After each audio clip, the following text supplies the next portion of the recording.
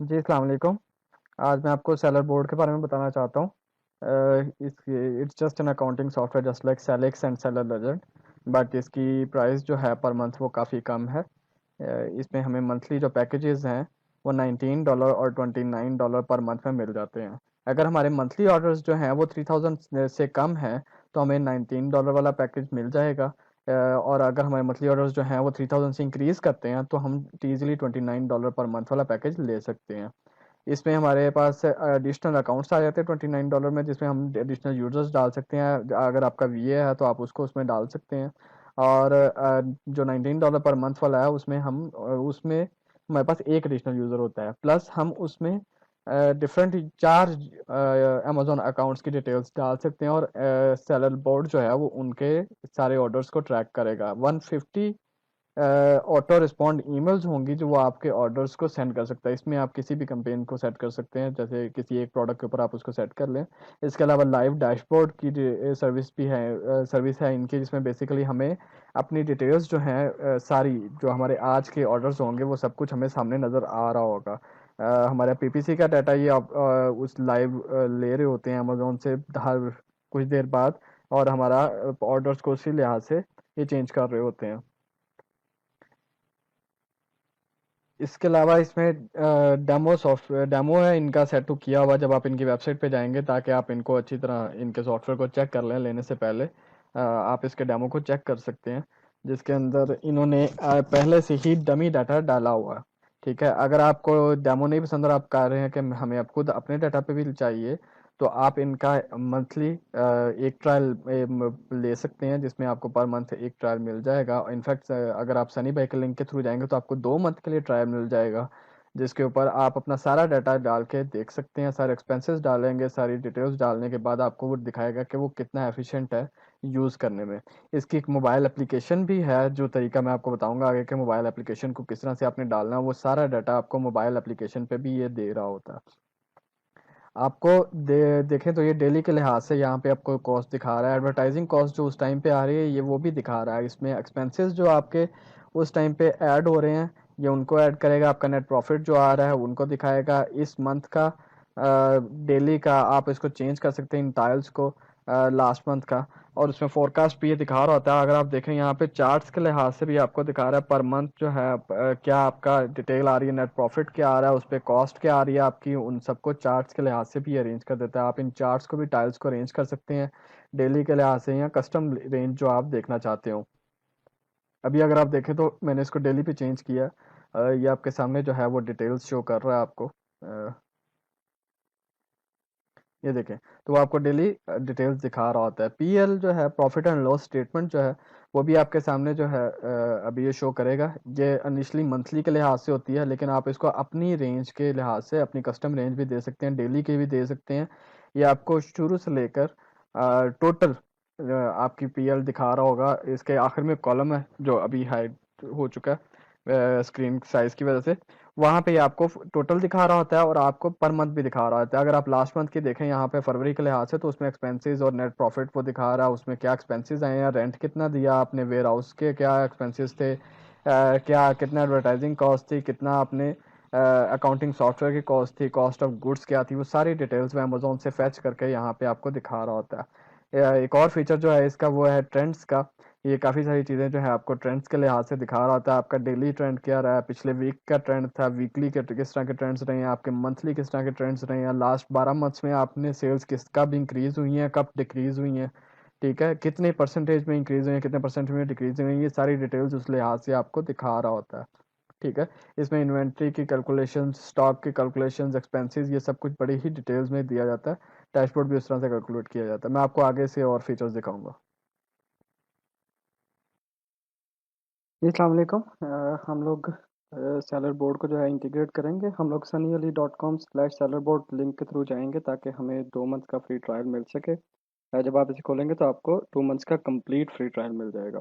ठीक है, हम इसको चलाएंगे और अपना ईमेल यहाँ पे देंगे। मैंने क्योंकि ऑलरेडी रजिस्टर किया हुआ है, तो मैं एक और ईमेल यूज़ करते हुए यहाँ पे डाटा डालूँगा। पासवर्ड डालने के बाद हम लोग यहाँ पे कोई भी मार्केट सेलेक्ट कर सकते हैं। अगर हम .co.uk पे सेल कर रहे हैं या .com पे सेल कर रहे हैं तो हम वो करके क्लिक कर देंगे, ताकि वो हमें ले जाए जहाँ पे वो MWS टोकन जो है वो हमसे वो रजिस्टर करवा सके। यहाँ पे तरीका बताया हुआ है, इस लिंक को हम क्लिक करेंगे और याद रखें इस लिंक को आपने वहीं पे क्लिक करना है जहाँ पे आपका आप जिस VPS पे चला रहे हैं, जिस मशीन पे चला रहे हैं, उसी पे आपने इसको रजिस्टर कराना है। आपने अपना पासवर्ड वगैरह देने के बाद इसको नेक्स्ट करना है, टर्म्स एंड सर्विसेज को एग्री करते हुए नेक्स्ट। अच्छा, अब यहाँ पे आपने सेलर आईडी को कॉपी करना है।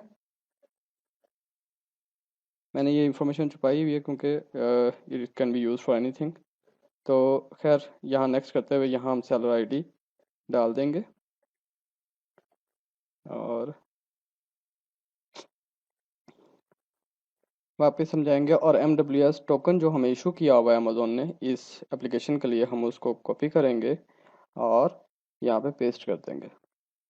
Once we paste and agree to their terms and services, हमारा सिस्टम चल जाएगा और इसके साथ डाटा डाउनलोड होना शुरू हो जाएगा। क्योंकि मैंने ऑलरेडी किया हुआ है तो इसलिए वो मुझे नहीं परमिशन दे रहा, लेकिन जब आप करेंगे तो वो 1 to 2 आवर्स में सारा डाटा डाउनलोड कर लेगा।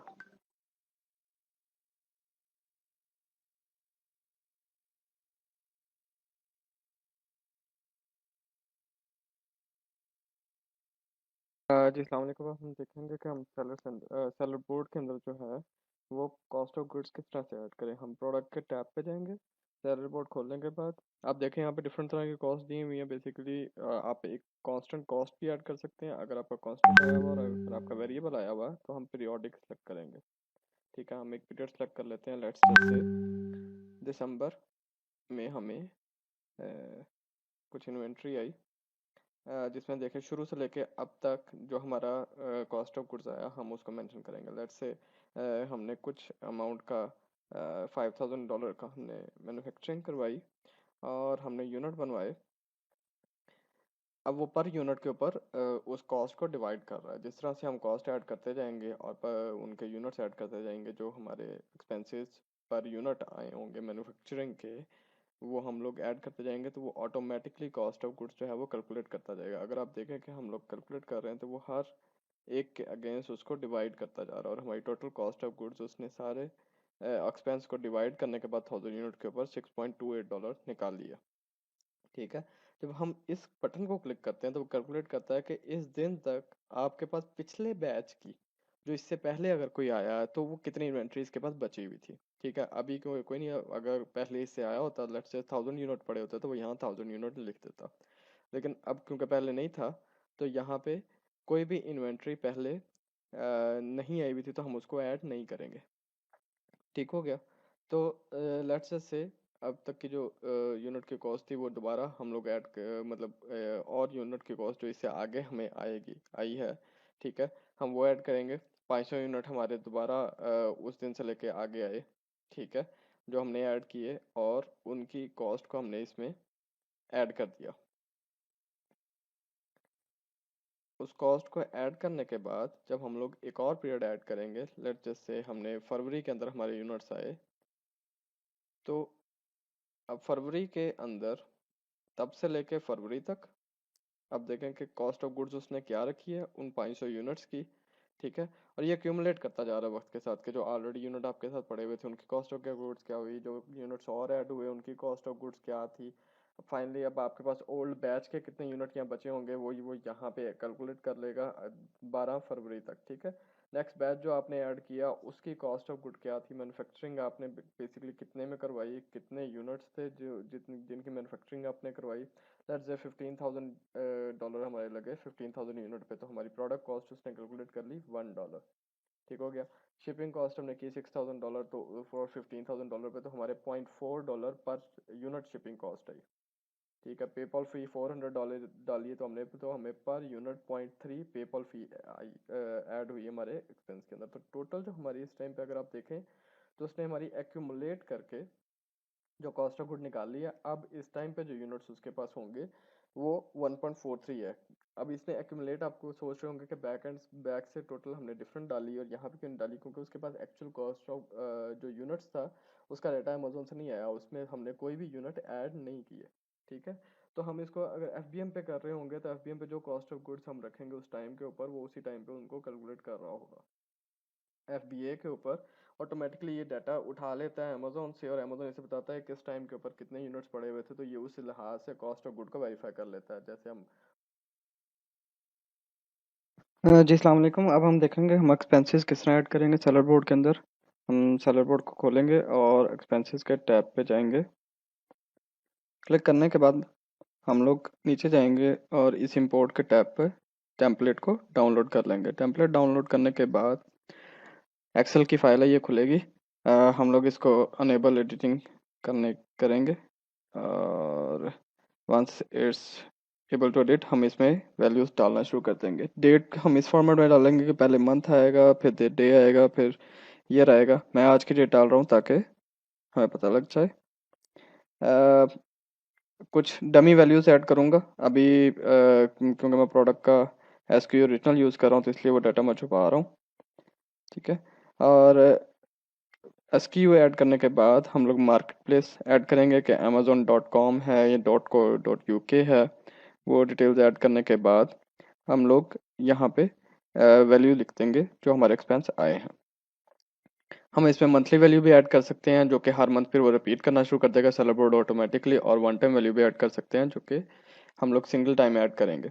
यहाँ पे कुछ डमी वैल्यूज़ मैं ऐड कर रहा हूँ, जिस तरह पीएम के लिए हम लोग जनरली यूज़ करते हैं, पीएम का नाम लिख लेते हैं या पीएम का वैसे लिख देते हैं, तो हम लोग प्रॉक्सी मार्केटर यूज़ कर सकते हैं या प्रॉक्सी मार्केटर का नाम लिख के यूज़ कर सकते हैं। वो उसकी जितनी भी वैल्यूज़ मैं सेपरेटली ऐड करूँगा वो इनको इकट्ठा कर देगा बाद में। जैसे पीएम मोहसिन के नाम से अगर आप ऐड करते हैं तो वो पीएम मोहसिन की सारी वैल्यूज़ जितनी भी आपने उसे पेमेंट्स दी होंगी बाद में जब आप उसे ओवरऑल देखेंगे बाद में अपनी प्रॉफिट एंड लॉस स्टेटमेंट के अंदर, तो वो उनको इकट्ठा कर देगा।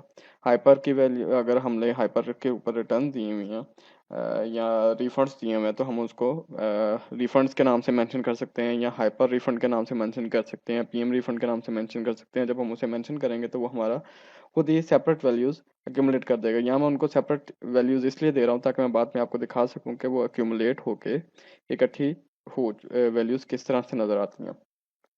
खैर डाटा ऐड कर रहे हैं हम लोग। कुछ एक दो वैल्यूज़ मैं और ऐड करूँगा।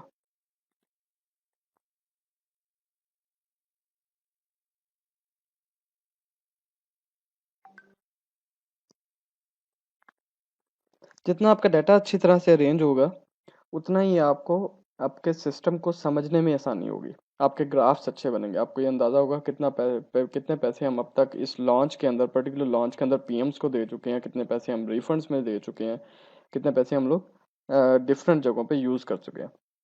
खैर एक्सपेंस अरेंज करने के बाद हम लोग इसमें डाटा इंपोर्ट करेंगे, फाइल को सिलेक्ट करेंगे पर्टिकुलर को,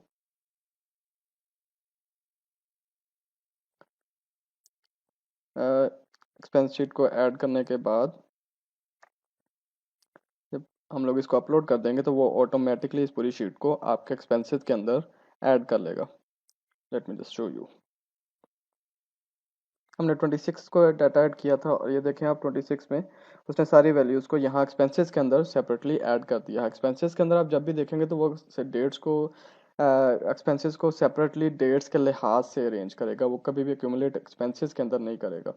कैश फ्लो के अंदर जो है वो डिफरेंट तरीके से उसको शो करेगा पे आउट के लिहाज से, और जब हम लोग अपनी पीएल रिपोर्ट्स के अंदर जाएंगे तो मैं इस पर्टिकुलर डेट पे जाके आपको दिखाता हूँ। हमने 26 में किया था तो मैं दोनों साइड से 26 को सिलेक्ट कर लेता हूँ कि 26 से 26 तक बेसिकली 12 बजे से 12 बजे तक कितना डाटा उसने यूज़ किया, कि कितने एक्सपेंसेस हुए, कितना उसने यूनिट्स बिके, ये वो। खैर जब ये खुलेगा तो आप देखेंगे एक्सपेंसेस के अंदर उसने मैंने मल्टीपल वैल्यूज़ ऐड की नहीं, लेकिन उसने डाटा ऐड कर दिया हुआ। दो वैल्यूज़ हमने हाइपर की ऐड की थी, उसने 16 कर दिया। दो वैल्यूज़ पीएम की ऐड की थी, उसने 30 कर दिया। तो टोटल वैल्यू वो एक्यूमुलेट कर देता है, जिसपे आप अच्छे तरीके से देख सकते हैं एक्सपेंसेस किस तरह। अस्सलाम वालेकुम। आज मैं आपको बताऊंगा कि हम लोग सेलर बोर्ड को यूज़ करते हुए अपने रीइंबर्समेंट कैसे ले सकते हैं अमेज़ोन से। आप देखेंगे यहाँ मनी टैब बैक का टैब है, आप इसको खोलेंगे तो जो पहला टैब खुलेगा वो खुलेगा लॉस्ट एंड डैमेज रिटर्न का। बेसिकली जो प्रोडक्ट्स या आपके यूनिट्स जो हैं वो अमेज़ोन के वेयर हाउस के अंदर डिस्ट्रॉय हो जाएं तो ये उसकी रिपोर्ट निकाल के देता है। हम इसकी रिपोर्ट को डाउनलोड करेंगे, थोड़ा सा टाइम लगता है इसके डाउनलोड करने में। तो ये वो यूनिट हैं जो सिर्फ अमेजोन के वेयर हाउस के अंदर या उनके अपने एम्प्लॉयज से डिस्ट्रॉय होंगे। तो इस रिपोर्ट को हम डाउनलोड करते हैं।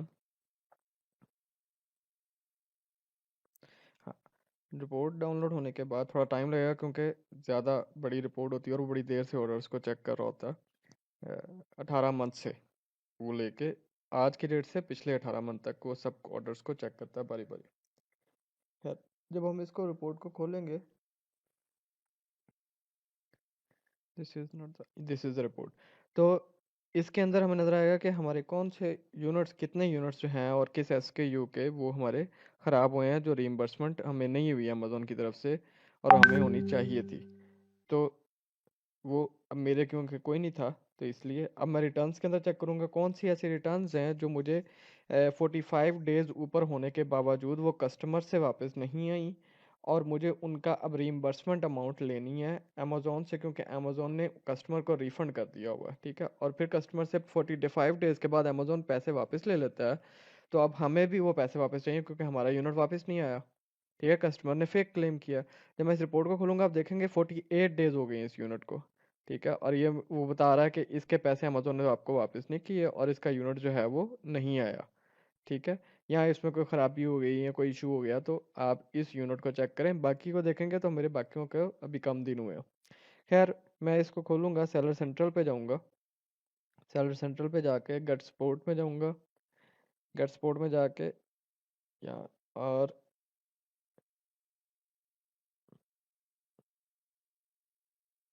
सेलिंग ऑन अमेजोन पे जाऊंगा। Fulfilment bye Amazon, orders and request order reimbursement, इसको खोलूंगा और इसके अंदर अपना ऑर्डर नंबर जो है उसको डालूंगा।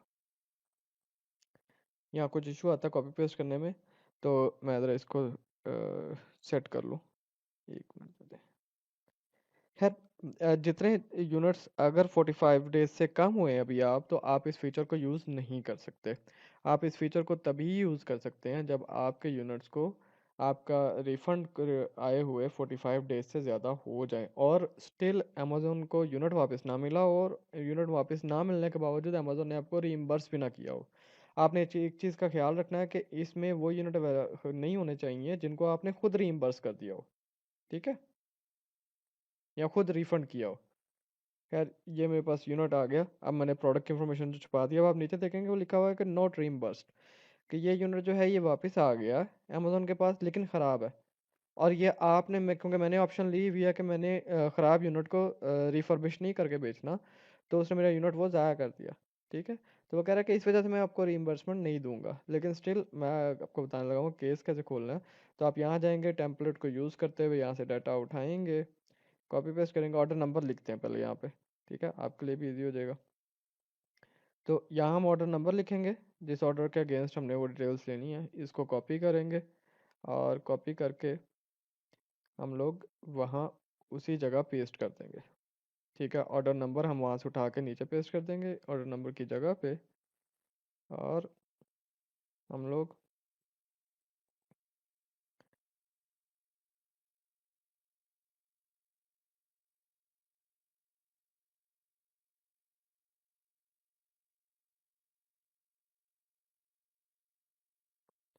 सेंड कर देंगे हम लोग ये, ताकि हमारा केस जो है वो अमेज़ोन के साथ खुल जाए। एक दो एक कोर्स खुल जाता है तो फिर क्या रिज़ल्ट आता है मैं आपको वो भी दिखा देता हूँ। मैंने ये केस खोला था क्योंकि मैंने ऑर्डर आपको दिखाना भी था। तो मेरा ये जो ऑर्डर था जो रिम्बर्स नहीं हो सका, उसके ऊपर मैंने केस खोला, तो उसने मुझे कहा कि भाई ये तो मैं आपको रिम्बर्स नहीं कर सकता, क्योंकि आपकी इन्वेंट्री जो है वो इशू आ गया। अगर आप उसको देखना चाहते हैं क्या इशू आया, तो आप यहाँ जाके उसको देख सकते हैं। और इसके अलावा अगर कोई आपका नियत थी बात करने की, तो आप मेरे से दोबारा बात कर लें। खैर, हमारा काम यहाँ पे ख़त्म हुआ। अब इससे अगला काम जो है वो हमारा है FBA फ़ी चेंजेस का। अब जब आप सेलर बोर्ड यूज़ करेंगे तो आपको पता लगेगा दरमियान में यूनिट्स की कई SKUs की फ़ीस ऊपर नीचे अमेज़ोन करता रहता है, जो हमें पता नहीं लगती थी पहले। अब वो हमें नोटिफिकेशन में बताएगा कब हुई है आपकी वो फ़ीस ऊपर नीचे। ठीक है, जैसे मैं अभी आपको खोलता हूँ तो मैं आपको दिखाता हूँ। और ये भी इस फीचर को यूज़ करते हैं, आप पिछले कुछ टाइम के अंदर जितनी फ़ी चेंजेस के ऑर्डर आए हैं आप उनको देख सकती हैं। देखिए मेरे 4 ऑर्डर आए हैं जिनमें फ़ी डिफरेंट थी, ठीक है? तो मैं इसको अमेज़न को बोलूँगा कि भाई ये मेरे 4 ऑर्डर हैं जिन पे फ़ी डिफरेंट है, इसको मुझे रीइम्बर्स करो, ठीक है? और ये वो केस है, उसी तरीके से हम जाके केस खोलेंगे अमेज़न के साथ, उसका ये सब्जेक्ट रखेंगे, उसको ये डिटेल्स भेजेंगे और हम उसको हर ऑर्डर के अगेंस्ट अपनी रीइम्बर्समेंट के केस खोल के रीइम्बर्समेंट। वालेकुम। रिपोर्ट्स निकालने का जो तरीका है इस सेलर बोर्ड में से आपने डैशबोर्ड में जाना है, पीएल में जाना है और डेली रिपोर्ट निकालनी है कस्टम डेट रेंज को सिलेक्ट करके। जब आप उसे खोलेंगे तो आपके सामने एक्सपेंसेस का एक टैब आ रहा है, आपने इसमें देखना है आपके पास एक्सपेंसेस अरेंज हुए हुए हैं। जैसे पीएम कमीशन सारा आप एक में डालेंगे, रिफंड अमाउंट जितनी भी होंगी वो आप रिफंड के नाम से लिखेंगे तो वो सबको एक ही में ऐड कर लेगा, ठीक है? आपने इस एरिया को हाईलाइट करके इसका स्क्रीनशॉट लेके बेसिकली वो सनी भाई को सेंड कर देना है, ठीक है? जब आप अपने एक्सपेंसेस को अरेंज कर रहे होंगे तो आपने पीएम कमीशन और रिफंड्स एक में डालना है। अब हम 7 डेज का देख रहे हैं, 7 डेज की रिपोर्ट हम किस तरह से निकालेंगे और वो अरेंज किस तरह से होती है। अब देखें इसमें एंड पे एक टोटल का कॉलम भी आया हुआ है, ठीक है? उस टोटल के कॉलम में इसको पीएम कमीशन को जो उस पूरे वीक में हमने दिया होगा या रिफंड्स वो आ रही होंगी और नेट प्रॉफिट, और इसकी इसी का भी आपने स्क्रीनशॉट ले लेना और उसको हाईलाइट करते हुए कि टोटल एक्सपेंसेस क्या हैं, रिपोर्ट्स क्या हैं, उसके अगेंस्ट क्या क्या सेल्स हुई हैं, यूनिट्स कितने निकले हैं, वो सारा वीकली हम रिपोर्ट बना लेंगे इस तरह स्क्रीनशॉट खींच के। अब 15 डेज की रिपोर्ट है जिसके अंदर हम लोग सेम उसी तरीके से रिपोर्ट निकालेंगे, टोटल के कॉलम को सामने लेके आएंगे और उसका एक्सपेंसेस के टैब को खोल के इसका स्क्रीनशॉट ले लेंगे, ठीक है?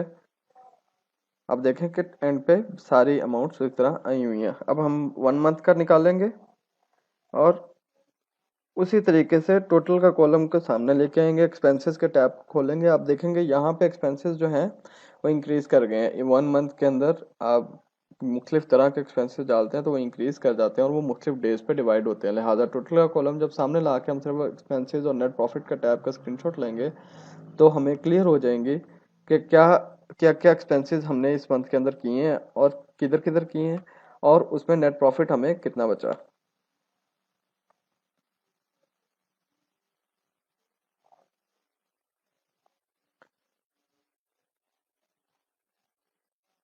आप ये देखें कि इसको नीचे स्क्रॉल बार को मूव करते हुए जो एक्सपेंसेस डिफरेंट डेज के अंदर हुए हुए हैं हम टोटल पे लेके जाएंगे तो वो हमें सामने शो कर देगा।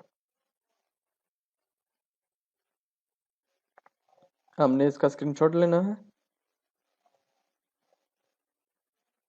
उसी कॉलम को हाईलाइट करते हुए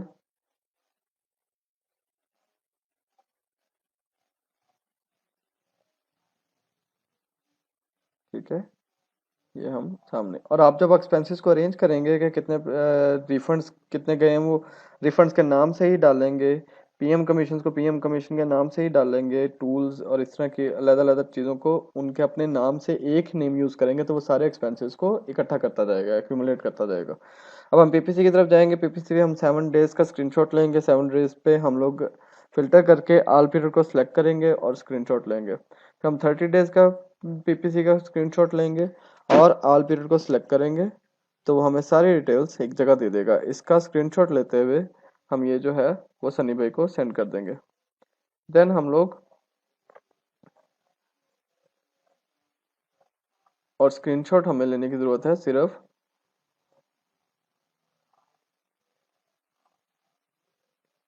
इस हिस्से की, ताकि अगर रिक्वायरमेंट हो तो हम डिटेल भेजें, अदरवाइज हमें जनरली डिटेल भेजने की अभी ज़रूरत नहीं है सनी भाई को उस तरह से इस सेलर बोर्ड की रिपोर्ट की।